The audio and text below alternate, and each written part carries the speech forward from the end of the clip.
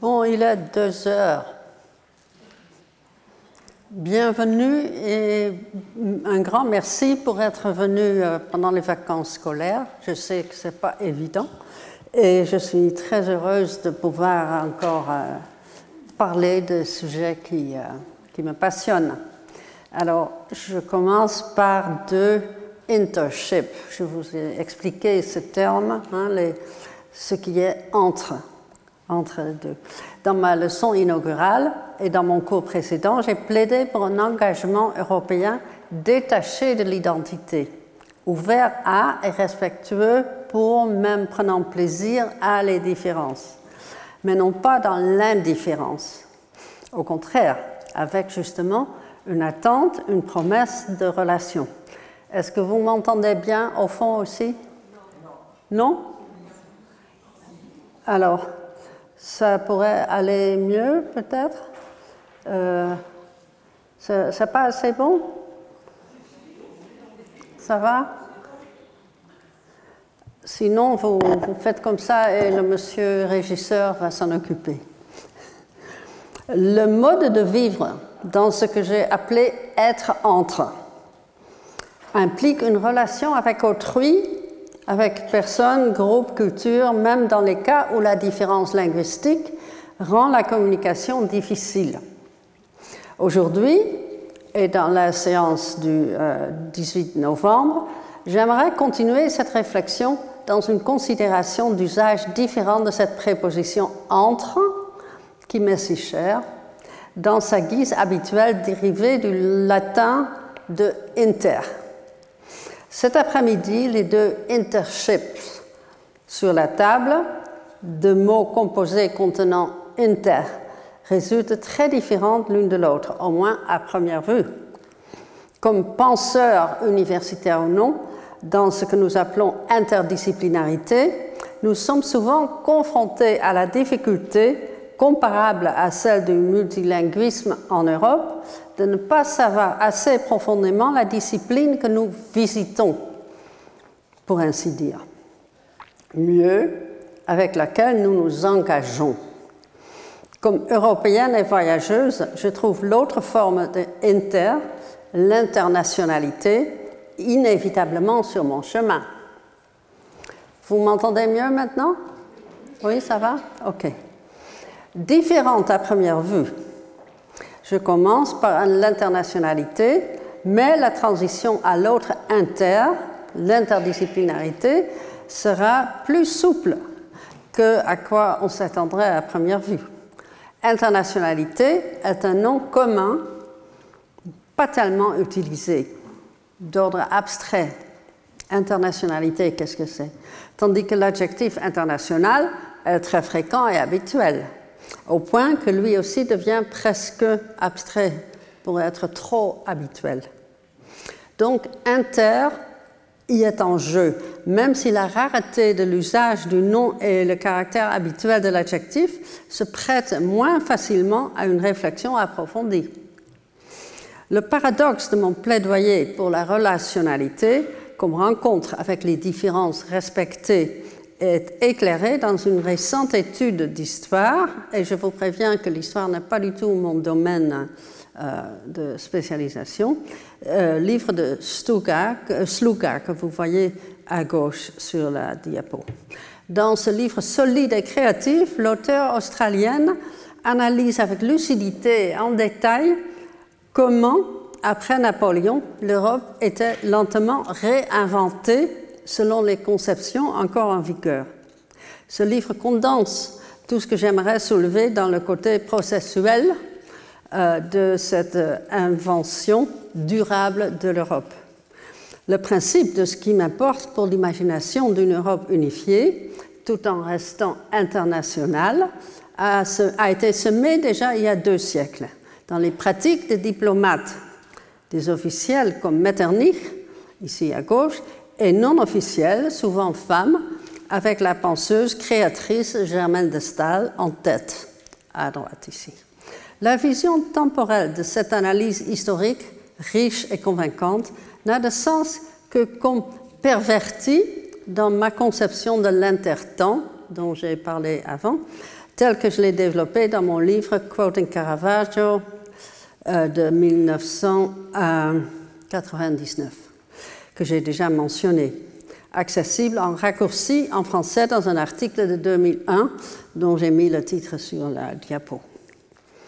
Entre les bureaux et les salons, des conversations, discussions, réflexions entre hommes, entre femmes et parfois même mixtes entre les deux groupes, des conceptions et des créations de temps en temps babyloniens n'ont pas cessé d'essayer, comme je l'appelle depuis notre réflexion sur l'essai comme genre littéraire de la semaine dernière, ou comme forme, le rapport entre l'autonomie nationale et la Fédération des Nations, le cœur du problème de l'Europe, reste précaire.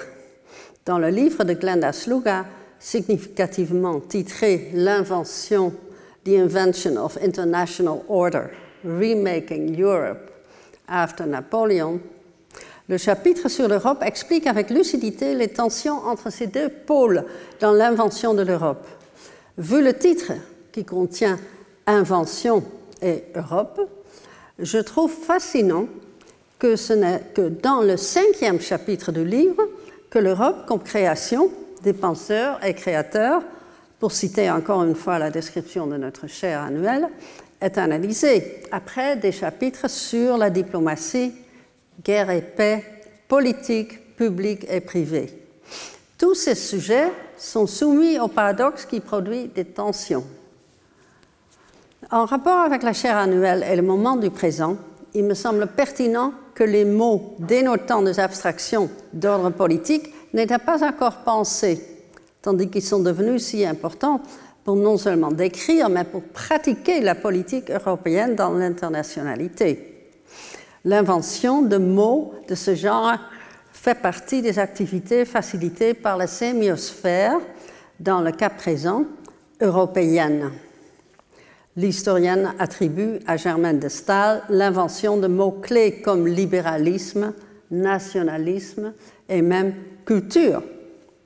Il est évident que la tension entre la fédération des pays vis-à-vis du nationalisme et l'autonomie des nations a toujours été le point de douleur de l'UE, avec la grande diversité des langues comme élément central du problème. Mais, comme je n'arrête pas de le souligner, c'est une tension productive, un point de joie. Un gain supplémentaire d'un livre d'histoire de ce calibre est de considérer encore une fois le être entre temporel. Si Metternich, homme d'État diplomate, conservateur, s'intéressait au XIXe siècle à promouvoir la solidarité interculturelle, on voit que l'intertemporalité de l'anachronisme de mon histoire pervertie, comme je l'appelle, se manifeste de nouveau justement dans l'internationalité. En rapport avec cette solidarité, Sluga cite une juriste qui analyse les visions de Metternich sur la tension entre l'internationalité et la nation en vue de l'Empire. La solidarité est formulée d'une façon frappante quand nous examinons un des enjeux les plus brûlants de notre temps présent. Et je cite la citation citée, « L'Europe faisait partie d'un monde plus large qui devait être formé par le principe de solidarité et l'équilibre entre les États. La loi des nations pourrait être appliquée afin d'encourager une ouverture frappante de la part des Européens à la possibilité de cadres légaux partagés et d'obligations mutuelles entre chrétiens et non-chrétiens, européens et non-européens. » Fin de citation. Cet appel idéaliste à la solidarité entre des gens de religion ou ethnicité et nationalité différentes n'a rien d'anachronique dans le sens traditionnel du mot. C'est maintenant, dans le présent, que cette solidarité est plus nécessaire que jamais. Le seul élément de la formulation qu'on aimerait mettre à jour est la catégorisation selon la logique binaire du positif-négatif qui laisse le côté négatif dans le vague. Mais même si nous parlerions aujourd'hui plutôt de diversité, l'esprit de cette proposition serait encore très cordialement bienvenu dans notre présent. Étudier l'histoire sert surtout à ça, à mon avis. Sans la linéarité de la chronologie, qui implique l'acceptation de l'illusion de progrès, des comparaisons qui mettent en relief à la fois les similitudes et les différences peuvent nous aider à comprendre le passé non pas comme détaché du présent, mais au contraire dans un rapport mutuel avec lui. C'est encore une forme de l'être entre, cette fois temporellement décliné. Et si j'invoque des raisonnements d'historiens, c'est afin de relier l'intertemporalité avec l'internationalité. Car, comme les travaux de Sluga et tant d'autres le démontrent, l'idée et l'existence même de nations sont sujettes à l'esthétique saharienne, comme je l'ai appelée après Deleuze. S'il y a frontières, elles sont encadrées par l'ambiguïté analysée par Ingeborg, que j'ai évoquée dans la leçon inaugurale, à la fois ligne, limite, démarcation d'un côté et espace de négociation de l'autre. Donc, sahariennement instable. Dans le présent, par exemple, lorsqu'il s'agit d'entreprises, l'internationalité ne les exonère pas des lois fiscales de nations spécifiques où elles sont établies. Mais comme la situation déplorable en Ukraine le démontre, ces frontières ne garantissent nullement un paysage européen à limite ou forme fixe.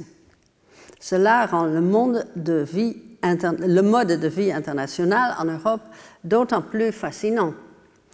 Qu'on aime voyager ou qu'on soit obligé, pour des raisons de travail ou autres, d'émigrer à un autre pays européen, temporairement ou en permanence, à part des mesures bureaucratiquement valables pour lesquelles mon tempérament à tendance impatient n'a pas le temps de développer des idées, on a toujours l'opportunité de faire ce que Hayden White avait recommandé, s'identifier pour être entre, en relation avec ces autres qu'avant l'aventure on ne connaissait pas.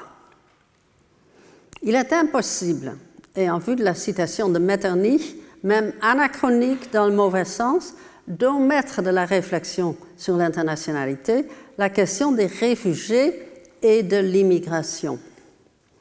Je mentionne les deux mots distincts, puisque les réfugiés sont habituellement distingués des immigrants par le degré de nécessité qui les a motivés à partir de chez eux.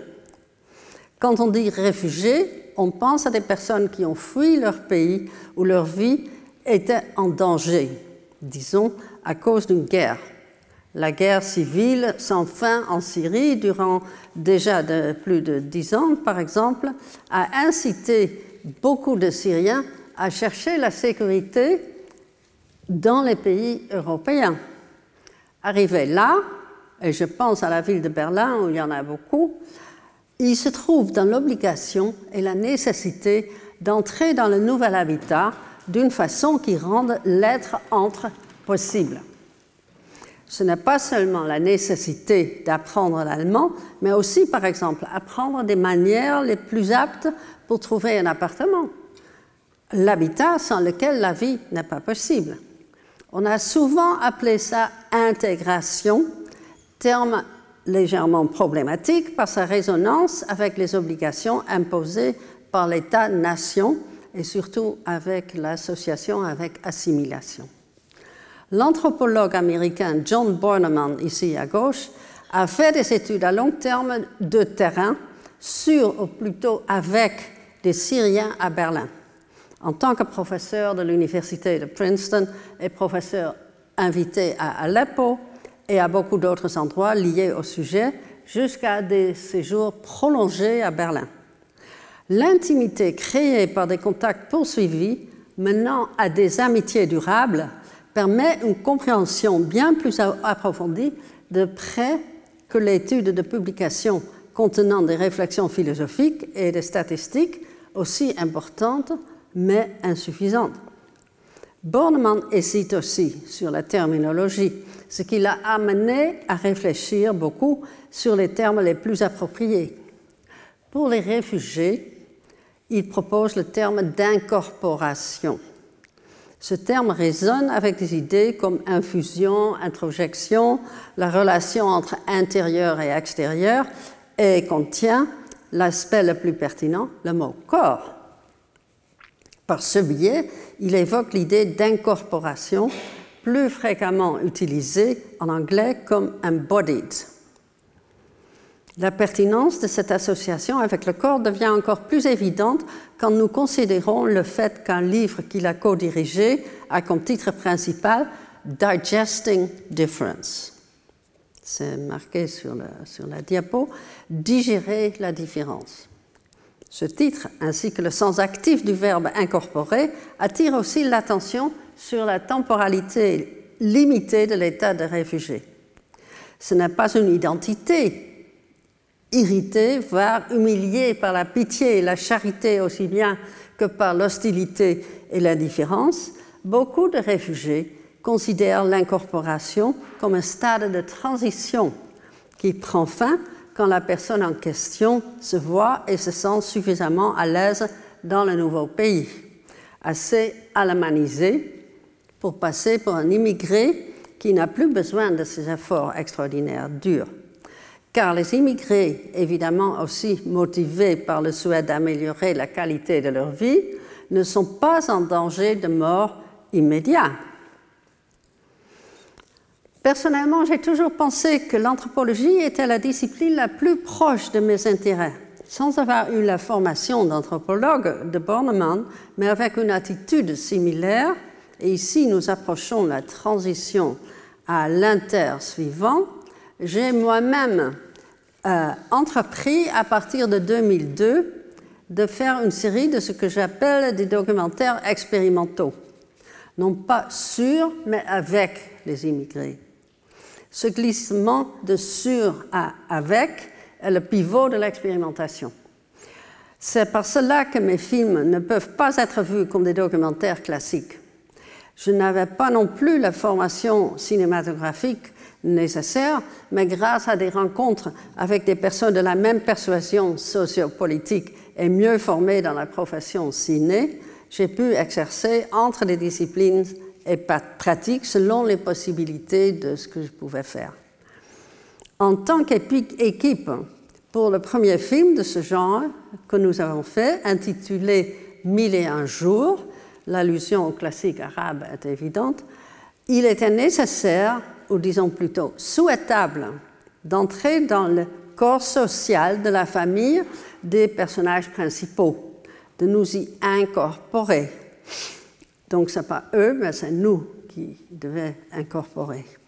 En tant qu'invités, nous étions chaleureusement accueillis et je peux dire qu'une amitié durable en a résulté. Mais pour la question de l'interdisciplinarité que je veux intégrer dans mes réflexions sur l'inter aujourd'hui, maintenant il faut noter que les savoirs, les compréhensions, les aperçus concernant l'immigration, dans ce cas de ce film en France, mais aussi l'identification plutôt que l'identité selon Hayden White, n'aurait jamais atteint le niveau profond d'analyse culturelle sans ce parti pris de faire la recherche avec les sujets. Seulement dans cette proximité qu'on peut maintenant appeler incorporation, est-il possible d'apprendre du nouveau par l'être entre. Dans ma perspective d'enseignante et chercheuse, le deuxième inter sur la table aujourd'hui fonctionne d'une façon distincte.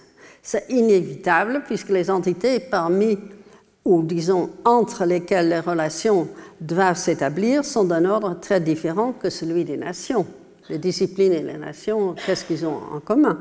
Avec une passion pour la démocratisation de la connaissance, je cherche sans cesse à comprendre l'art dans le contexte socio-culturel dans lequel il fonctionne et celui possiblement très différent duquel il a émergé. Vu de cette façon, les frontières entre les disciplines perdent beaucoup de leur pertinence. Elles deviennent poreuses. Et dans mon enseignement, ma première ambition a toujours été de fournir aux étudiants les moyens de faire leur propre travail d'analyse dans une autonomie de l'esprit qui les encourage. Je distingue l'interdisciplinarité de la multidisciplinarité, où un groupe de chercheurs de différentes disciplines considère ensemble un problème spécifique. En médecine, par exemple, cela peut être très utile. Je ne suis pas emballée par la transdisciplinarité qui consiste à choisir un thème comme pour alléguer un exemple misogyne, celui répandu de la marâtre méchante, et comparer sa récurrence dans l'art, le théâtre, l'opéra et le pire de tout, les textes religieux canoniques, souvent mal interprétés. Cela encourage la simplification, qui à son tour incite à la stéréotypie. Par contre, dans une véritable interdisciplinarité, la rencontre se fait entre des aspects, des fils conducteurs des disciplines, des périodes historiques, les médias, les ethnicités et aussi l'échelle entre l'analyse détaillée de près et les généralisations provisoires, ainsi qu'entre le local et le global. Mais de telles rencontres doivent être soutenues à l'aide d'outils méthodologiques responsables. Sinon, les analyses dépendent entièrement des compétences des analystes individuels et les standards, les motifs de comparaison, l'intersubjectivité font défaut. Et du coup, elles ne sont pas enseignables. Néanmoins, entre les disciplines et les concepts, les outils de l'intersubjectivité ne sont pas fixés. Leur sens, utilité, portée et valeur opérationnelle diffèrent. Ce processus de différenciation doit être ouvertement discuté avant, durant et après chaque essai.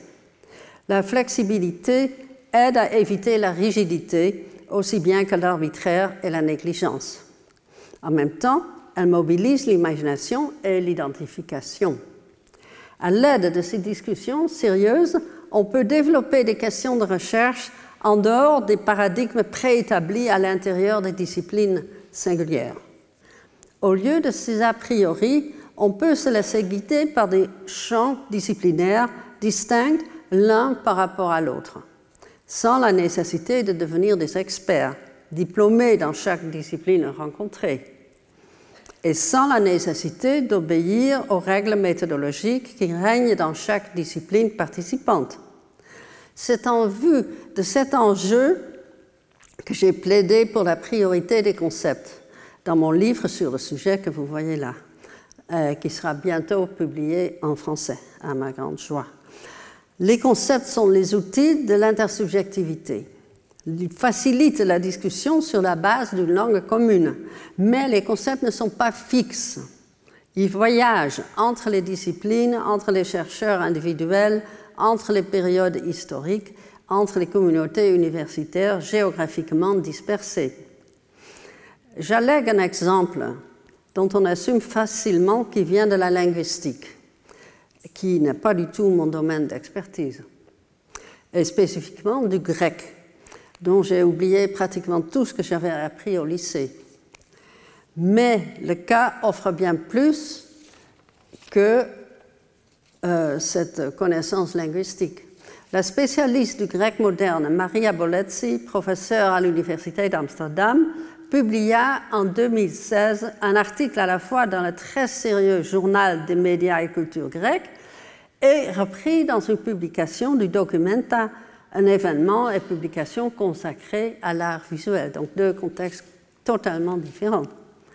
Et lorsque nous pensons à la culture grecque, en ce moment, c'est moins à ce soi-disant tragédie dont William Marx a si effectivement déconstruit la stéréotypie du genre, mais surtout aux problèmes économiques dont souffre cet État membre de l'Union européenne. Au centre de son article, dans les deux versions, se trouve la forme verbale de la voix moyenne, mesiphonie. Cette forme est facilement reléguée à la linguistique, donc une discipline assez formaliste dont la pertinence sociale ne va pas de soi. Mais elle rend aussi possible d'imaginer une position éthique entre ou au-delà le statut de soit coupable, soit victime, soit puissant, soit impuissant. Une possibilité non binaire. Ça, c'est mon point d'intérêt. L'auteur ne s'est pas limité à cette discipline. Elle approche aussi la forme dans la visualité. Boletsi a étudié l'art de la rue, où le mot, le slogan, ou peut-être même concept basanizomai, à la voix moyenne, se rencontre avec une fréquence étonnante. Au début de l'article, Boletsi écrit, citation, « Il pourrait être partiellement ou inadéquatement traduit comme « je souffre »,« je me torture, tourmente » ou « on me torture, tourmente » ou « je suis dans la tourmente ». Et Boletsi de conclure que la voie moyenne sonde ici les prémices de l'agence de la responsabilité dans le discours actuel et négocie les cadres alternatifs pour les comprendre au-delà des binarismes clairs entre passif, actif, coupable, innocent, victime, agent, puissant, impuissant, etc. Outre l'analyse profonde d'une expression artistique, visuelle, qui évite l'élitisme d'une histoire de l'art exclusivement basée sur l'art considéré comme grand, et une réflexion approfondie sur une forme linguistique connue d'Homère et d'Hérodote, mais tout à fait vivante aujourd'hui, cette étude propose en outre une révision socio-philosophique de l'opposition même entre victime et coupable et contribue ainsi à la critique indispensable de l'opposition binaire comme mode de pensée et d'ordonner le monde. Dans tous ces aspects, l'étude de Boletsi est profondément interdisciplinaire, dans un sens important, aussi quand nous cherchons à réviser nos curricula. C'est peut-être un bon moment pour rappeler pourquoi l'opposition binaire est si dévastatrice. Comme mode de pensée ou comme logique, le binarisme performe les mouvements suivants, tous également nuisibles pour la compréhension. Il réduit la complexité à la simplicité. Et ainsi, c'est vrai, elle nous assiste à saisir ce qui est difficile, mais dans le même mouvement, nous fait oublier la complexité qui est le fond. Deuxièmement, ensuite, il réduit à deux pôles le nombre des possibilités déjà réduit dans une opposition plus prononcée l'un à l'autre. Et troisièmement, il ordonne les deux pôles hiérarchiquement, de sorte que l'un est valorisé et l'autre dévalorisé. Que le pôle valorisé négativement est rendu invisible, haï, méprisé, violé, pas pris au sérieux ou administrativement impuissant, ne change pas la logique. La structure de la pensée est la même. Et cette structure, qui régit dans tous les secteurs de la société, génère les conflits pour lesquels elle rejette la faute sur ceux qui cherchent à restaurer la complexité et ainsi prennent la responsabilité plutôt que de rester dans la position de victime. Car le plus fort de tous les binarismes est celui entre sujet et objet. Et en d'autres mots, si on maintient la logique, les détenteurs du pouvoir et les impuissants. Cette structure crée le racisme, le sexisme, l'agisme, la division entre riches et pauvres et d'autres manières de désavantager des groupes qui n'ont pas le pouvoir d'exiger leur participation, comme les jeunes par exemple. La langue, le plus souvent à structure binaire, rend difficile la tentative d'aller au-delà du binarisme, sauf, comme Boletsi a argumenté, dans la langue grecque. Mais il est tout à fait possible de prendre la forme de la voie moyenne comme modèle et d'apprendre ce mode de pensée alternatif. Et quand on emprunte une perspective interdisciplinaire, les sciences humaines sont bien placées pour aider la société à développer une telle compétence. Ça peut s'apprendre, comme on le dit dans le métro. Apprendre, ça s'apprend. Je ne peux pas m'empêcher, à ce moment, de faire appel à un penseur intertemporel, interdisciplinaire et international, immigrant et fils de réfugiés, le philosophe Baruch Spinoza, du XVIIe siècle. Il argumenta dans son Tractatus Theologico-Politicus de 1670 que la Bible n'est pas dérivée de Dieu, mais est une construction sociale. Il construit son argument à travers des rencontres entre les disciplines de la philosophie, l'herméneutique biblique, la théorie culturelle et l'historiographie. Cette vision permet des comparaisons entre des versions différentes de la même fabula, dont un cas que j'ai étudié en détail, l'histoire que vous connaissez sans doute tous, de Joseph et la femme de Potiphar, dans la Bible et le Coran. Joseph, dans la Bible, passe pour un des premiers réfugiés. Contre les attentes de beaucoup d'Européens, je suppose, la tendance sociopolitique dans la Bible est misogyne et raciste, ou ethnocentriste. Celle dans le Coran, plutôt féministe. Vérifiez-le, c'est vrai. L'idée de Spinoza établit la multifocalité comme norme. Les directions et choix différents d'un auteur enregistrent ces versions différentes dans un texte. Ainsi, celles-ci ont une signification normative, ce qui révèle l'imagination dans le sens spinoziste, ce qui les rend indispensables pour la construction du sens. Pour Spinoza, la signification interculturelle de la responsabilité est attribuable au fait que nous vivons dans un monde partagé et hétérogène. Mais cette responsabilité ne peut être comprise qu'à condition qu'elle n'est pas réductible à un individu, un sujet souverain, mais qu'elle est plutôt dispersée dans un imaginaire collectif. Une telle responsabilité rend les préoccupations du passé et du futur pertinentes pour le présent. L'imagination est le premier type de connaissance pour le philosophe. La beauté appartient à l'imagination dans ce sens, s'imprégnant dans la production de normes culturelles qui unissent une société. Le champ entier que l'imagination couvre comprend aussi des fantaisies des prophètes qui génèrent des mythes culturellement cohérents. La responsabilité spinoziste tire à conséquence. Nous ne sommes pas, pour le réduire très rapidement, nous ne sommes pas coupables des crimes perpétrés par nos ancêtres. On n'était pas encore nés. Mais cela n'empêche que nous sommes responsables pour les conséquences. Car nous vivons avec et dans ces conséquences et nous en profitons.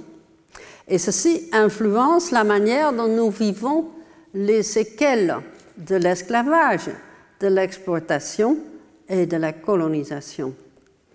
D'où l'impossibilité de post-colonialité. C'est un mot impossible, on n'a pas post. La même chose compte pour les administrateurs et gérants d'aujourd'hui qui sont en train de détruire les sciences humaines dans la chasse aveugle à l'argent. Ils ne sont pas coupables, mais comme nous tous, complices du tour fatal que l'éducation universitaire a pris depuis 1999. Pas coupables, mais responsables pour ses conséquences. Rejeter cette responsabilité équivaut au crime de l'indifférence, comme j'ai argumenté dans le livre sur Joseph Youssouf sur l'éthique de la non-indifférence. Si seulement les décideurs lisaient, peut-être pas les textes difficiles de Spinoza lui-même, mais au moins, par exemple, ce petit livre concis, clair et convaincant, avec le titre illuminant Collective Imaginings, Spinoza, Past et Present, qui expose sa pertinence pour notre présent. Il cesserait, s'il lisait ça, il cesserait de s'accrocher à cette idéologie nuisible, l'opposition binaire entre les disciplines économiquement rentables et celles vouées à la beauté, au plaisir, à l'engouement, à l'affect. Car toutes ces disciplines se tiennent ensemble. Ils constituent la culture. Et sans culture, voyons ce qui arrive. La cause profonde, la pensée binaire, les croyants véritables versus les chiens païens, et ainsi de suite. La responsabilité spinoziste est ancrée dans le concept de la personne, du sujet, comme social. Elle consiste à rétroprojeter les responsabilités expérimentées dans le présent sur un passé qui est déterminant seulement de la perspective de ce qui se trouve dans le futur de ce passé, notre présent. Cette responsabilité mutuelle, pervertie, ancrée dans la mémoire et l'imagination, donne de l'agence dans une conscience individuelle basée sur la collectivité. Dans l'œuvre de Deleuze, ça s'appellerait devenir, un concept clé qui comprend le mouvement, l'évolution, la différence. Et c'est ce manque de stabilité qui empêche une division entre moi et l'autre, donc aussi l'ostracisme que l'altérité amène. Ce manque sauve la sémiosphère européenne comme base de l'être entre. J'ai dit qu'un travail interdisciplinaire ne requiert pas l'étude complète de l'autre discipline. Le savoir incomplet, comme d'ailleurs le sont tous les savoirs, peut facilement essuyer le reproche de l'amateurisme, du manque d'expertise, et ainsi amener les collègues et étudiants à rejeter le travail interdisciplinaire. Et ce reproche est vrai et faux à la fois. Vrai, l'interdisciplinarité requiert un effort pour faire des détours sérieux vers d'autres traditions, méthodologies et contenus comparables à d'autres pays. Cela prend du temps et de l'effort et amène une créativité méthodologique enrichissante pour les deux ou plusieurs disciplines. Dans le cadre d'une analyse du concept de performativité, le grand penseur Jonathan Culler, ici présent, formula la difficulté dans les paroles qui m'ont inspiré énormément, au point de contribuer à la conception d'un livre entier. La métaphore centrale dans la situation de son article est le voyage, déjà proéminent dans ma première réflexion sur l'Europe lorsque j'évoquais les voyages-stages d'Edvard Munch. Dangereux, passionnant et épuisant, le voyage est nécessaire si l'on veut gagner de nouvelles expériences. L'article de Culler, qui retrace le sort du concept performatif, fait d'abord des allers-retours entre la philosophie, où le concept a été utilisé dans un premier temps, et la littérature, où il a résolu des problèmes majeurs, mais en même temps contestant les limites de la proposition philosophique, puis de retour à la philosophie, vers des études culturelles et de retour à la philosophie encore une fois. Son article, que vous pouvez voir en français aussi, son article se distingue comme modèle pour le type d'études des concepts baladeurs, comme je les appelle, que j'avais en tête lorsque j'ai envisagé d'écrire ce livre pour la première fois. Et je cite Culler, « Ce point d'arrivée qui nous mènera à discuter l'idée d'un concept performatif du genre est très éloigné de notre point de départ, qui était la conception des énonciations performatives proposées par Austin. Mais pour faire fortune, comme nous l'a depuis longtemps appris le genre picaresque, il faut avoir quitté son pays et souvent fait un long voyage. » On voit le sac à dos. Comme l'article tellement inspirant de Culler, mon livre sur les concepts voyageurs ou baladeurs peut se lire en effet comme un guide de voyage. Le travail de l'anthropologue est plus nettement découpé que cette relation entre philosophie et études littéraires. Pour faire de l'anthropologie, il faut choisir un domaine, appliquer une méthode et construire un objet, dit Marc Auger en 1992.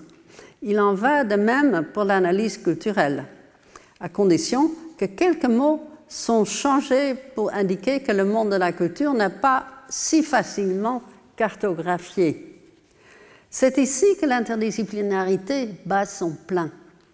Le champ de l'analyse culturelle n'est pas délimité car les délimitations traditionnelles doivent être suspendues. On peut appeler le champ une sémiosphère méthodologique, le champ dans le sens aussi de Bourdieu. Et plus en sélectionnant un objet, vous interrogez un champ. Ces méthodes ne sont pas non plus stockées dans une boîte à outils à attendre d'être appliquées. Les méthodes font aussi partie de l'exploration même. Vous n'appliquez pas une méthode, vous tenez une rencontre à plusieurs, une rencontre dans laquelle l'objet participe pour que l'objet et méthode deviennent ensemble un champ nouveau, pas clairement délimité, plutôt saharien. C'est là que le voyage de la balade se passe sur le terrain instable de l'analyse culturelle, comme je l'appelle. Comme l'anthropologie, l'analyse culturelle construit un objet, bien qu'avec un sens légèrement différent de ce que c'est que cet objet. À première vue, l'objet est simple, est plus simple que celui de l'anthropologie. Un texte, un morceau de musique, un film, une peinture, un rituel, une habitude, une opéra. Mais au retour des voyages, selon le passage de Köhler, l'objet construit s'avère ne plus être la chose qui vous fascinait tant quand vous l'avez choisi. Cet objet est devenu une créature vivante, ancrée dans toutes les questions et considérations que la boue de votre voyage a éclaboussé sur elle et qui l'entoure comme un champ, mais il y a plus. La référence de Köhler à la tradition picaresque insère un élément de fiction dans les voyages. Les balades apparaissent en effet comme des tours, fût-ce en fauteuil. Peut-être qu'ils se produisent simplement sur une scène, dans une salle de classe, dans un bureau. En ce sens, donc, la théâtralité fictionnelle de la mise en scène sous-tend la métaphore du voyage comme un rappel de la base des études en sciences humaines dans ce vaste champ ingérable qu'est la culture. Plus le champ est vaste, plus il est difficile d'y voyager et de s'y retrouver. C'est pourquoi j'ai proposé dans le livre de 2002 sur les concepts baladeurs que l'interdisciplinarité en sciences humaines, nécessaire, passionnante, sérieuse, doit chercher son fondement heuristique et méthodologique dans les concepts plutôt que dans les méthodes.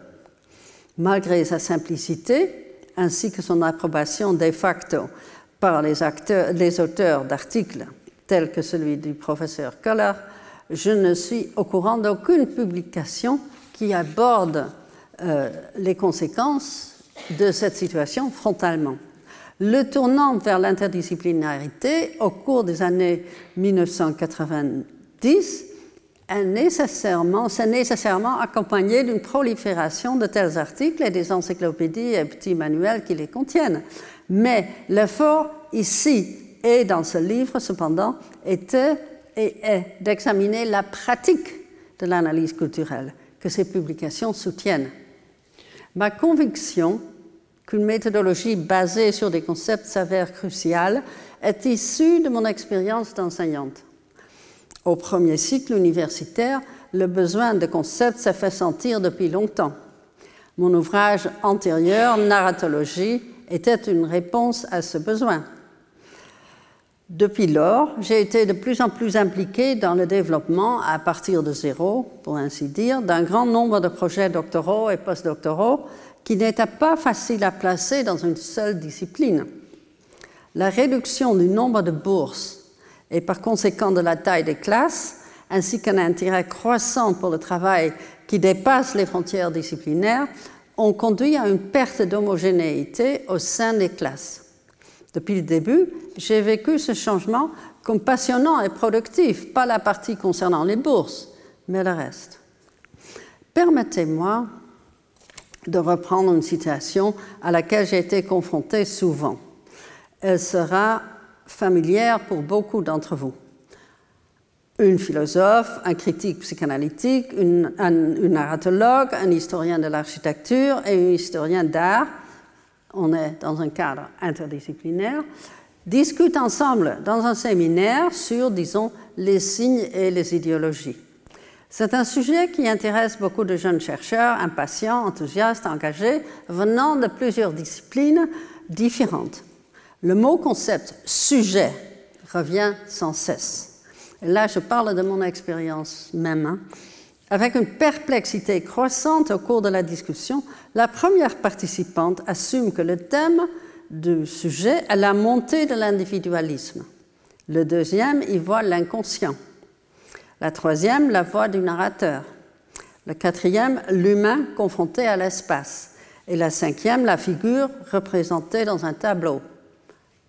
5 façons de définir le sujet.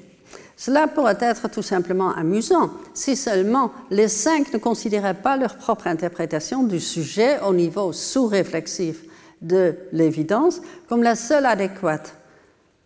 Ils ne font à leurs propres yeux qu'appliquer une méthode, non pas parce qu'ils sont égoïstes, stupides ou incultes, mais parce que leur formation disciplinaire ne leur a jamais donné l'opportunité ou une motivation d'envisager la possibilité qu'un simple mot comme sujet puisse en fait être un concept ayant des tentacules multiples.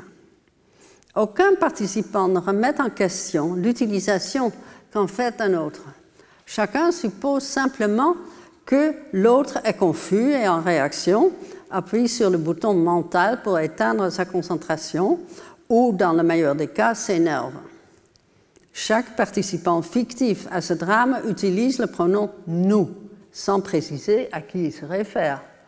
Les autres membres du séminaire qui écoutent ne comprennent pas et s'endorment. Au moment où les intervenants se rendent compte qu'il y a un malentendu, le séminaire est terminé, fini. En réaction à ce genre de situation, j'ai proposé une priorité pour les concepts. Je visais à démontrer comment la variété des manières dont un concept peut se consacrer à un objet en fait une pratique analytique à la fois ouverte et rigoureuse, enseignable et créative. La rencontre entre concept et objet sont les lieux pour des fonctions différenciées mais spécifiques des concepts en tant que site d'ouverture méthodologique et de réflexion, et donc sans la perte de responsabilité et de communication intersubjective qui accompagne si souvent une telle ouverture.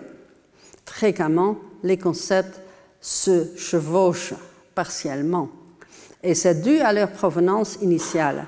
Le chevauchement des concepts est une conséquence inévitable de leur création, de leur ajustement ultérieur au sein des disciplines distinctes. Le travail d'interdisciplinarité commence justement là. Ce chevauchement risque de conduire à leur utilisation confuse et vague dans le travail interdisciplinaire si celui n'est pas tenu en laisse. Le voyage du concept se situe entre une variété de lieux, entre les disciplines, entre les mots et les concepts à moitié cuits et rigidifiés, et entre les concepts et les objets. Dans mes propres travaux, un cas capital a été la rencontre entre les concepts de focalisation et celui du regard, par extension, entre la narratologie et les études visuelles. La balade nous amène assez loin de chez nous. Son but est de montrer qu'il est logique de prendre la peine d'apprendre la langue du pays que nous visitons. Ici, le concept unique d'image est mis en avant, revêtu de 3 éléments, focalisation, regard et vue, hérité de la réflexion sur le concept en général. Les tensions entre la visualité et la textualité restent au premier plan. Comme domaine clé de l'interdisciplinarité, ni la visualité ni la textualité ne disparaîtront jamais des analyses des sciences humaines. En tant qu'emblème du domaine contesté et passionnant des études des mots et d'images, le mot, le terme ou le concept d'image super ambigu se situe dans l'œil du maelstrom des concepts connexes qui tourbillonnent dans ce domaine dont la métaphore est la plus pertinente. Ce concept est connu pour être dualiste en soi car il désigne le déploiement simultané de deux significations, ou plusieurs. Il peut être pris et exploité dans son sens littéral, c'est-à-dire de traduction, ou en grec, de déménagement. C'est la traduction en grec. Mais la traduction, elle aussi, est double, pour se déplacer entre le langage et la visualité, entre le présent et le passé. Tant traduction que déménagement inévitablement réinvoquent l'internationalité. Le concept d'image, bien qu'il indique le plus objectivé des objets en sciences humaines, est distinct du texte en ce qui dépend d'un support matériel qui fait partie intégrante de l'objet, est donc paradoxalement, de par sa nature, sujet à la dispersion, sinon à la diffusion. Mais la métaphoricité inévitable du nom du concept évoque plus de métaphores. Tout comme une rivière qui coule peut être bien sauvage, mais doit aussi obéir au lit dans lequel elle coule. En effet, je veux argumenter pour la dispersion d'un concept afin de faire valoir que c'est précisément le potentiel plurisémique du concept qui lui permet de servir d'outil d'analyse grâce à la précision qui reste indispensable. Mais l'analyste aussi bien que les concepts ont beau voyager, l'aller-retour entre le concept universitaire et la pratique culturelle ne prescrit pas un itinéraire symétrique. Voisinant image, le concept de cadrage, qui jouit actuellement d'une grande popularité, mais qui est aussi et surtout un mot courant, peut être mobilisé pour résoudre le dilemme indiqué ci-dessus qui lie théorie et pratique dans une étreinte potentiellement mortelle. Ici, cependant, le voyage de retour ne suit pas le même itinéraire que l'aller. Pour renforcer le cas, la pratique ici est prise à la lettre. Le concept fait plusieurs allers-retours entre la pratique artistique et la théorie universitaire, et entre la pratique universitaire et la théorie artistique. Le point de départ est une simple demande pour faire un travail pratique. Le résultat est une position généralisée concernant la pratique dans laquelle le travail en question a été intégré, voire encadré. Le cadrage et le fait d'être encadré, suivi d'un encadrement confinant et productif, sont considérés comme propices à une forme d'analyse qui ne respecte pas les frontières, pas même celles entre l'université et la vie culturelle. Parce que la voyageuse peut se perdre si elle rencontre des concepts à la fois proches et distants, je dois aborder la question conceptuelle de la confusion. De nombreuses plaintes sur l'utilisation itinérante des concepts concernent le manque de rigueur avec lesquels ils sont présentés comme des étiquettes, lorsque l'étudiante ou le chercheur ne connaît même pas leur sens ou contexte précis. J'ai souvent entendu cette plainte concernant le concept fréquemment utilisé de performatif, dont on aura des éclaircissements tout à l'heure. J'ai écouté un collègue qui disait « ils ne savent même pas qui est Austin ». Un collègue dont la principale préoccupation est la compréhension philosophique correcte des concepts. Il a déclaré cela avec amertume. Cette remarque m'a fait réfléchir quand je suis d'accord avec sa plainte selon laquelle les concepts sont mal utilisés. Mais pour moi, la principale préoccupation n'est pas une utilisation correcte, mais significative. Souvent, les concepts sont invoqués simplement comme des étiquettes, alors que pour mon collègue, la perte était de précision, pour moi, elle était de compréhension analytique. L'étiquetage ne donne pas de perspicacité, mais la précision seule ne fait pas non plus. Le concept doit servir comme une mini-théorie qui peut être déployée dans la rencontre avec l'objet. Le mode d'emploi pour lequel j'ai plaidé concerne les possibilités de déploiement de concepts dans l'analyse et non l'analyse elle-même seule. S'il existe une métaphore qui pourrait être utile pour évaluer l'utilisation particulière d'un concept, l'élasticité pourrait l'être, car elle suggère à la fois une stabilité incassable et une extensibilité quasi illimitée, invoquant l'esthétique saharienne. C'est ce statut paradoxal des concepts qui nous aide à vivre avec et à travers le dilemme suivant. Seule la pratique peut se prononcer sur la validité théorique. Or, sans validité théorique, aucune pratique ne peut être évaluée. C'est dans ce double cadre où penseurs et créateurs se tiennent la main que nous pouvons continuer à inventer l'Europe de façon significative, créative. Dans le séminaire qui suit ce cours, dans 5 minutes, j'ai énormément le plaisir et privilège de pouvoir accueillir et discuter avec ce collègue qui, dès mes débuts, m'a été un soutien phénoménal dans la combinaison unique de ses talents de penseur, la clarté et la complexité, la créativité et la conséquence dans les idées. Je ne connais personne qui est capable de combiner ces qualités. Jonathan Keller, professeur à l'université de Cornell. Il a enseigné la littérature française à Selwyn College in Cambridge, à Brasenose College in Oxford, avant de devenir professeur d'anglais et de littérature comparée à Cornell University dans l'État de New York. Son premier livre, Flaubert, The Uses of Uncertainty, reste pour moi la meilleure étude sur Flaubert. Et je les ai lues toutes. Il était suivi par plusieurs livres sur la théorie littéraire et culturelle. Connu surtout pour ses livres sur le structuralisme et la déconstruction, qui ont été traduits en plusieurs langues, il est l'auteur de 2 petits livres traduits en français, Théorie littéraire et Roland Barthes, tous 2 publiés par les presses universitaires de Vincennes. Il a été président de l'Association américaine de littérature comparée, président de New York Council for the Humanities et secrétaire du American Council of Learned Societies.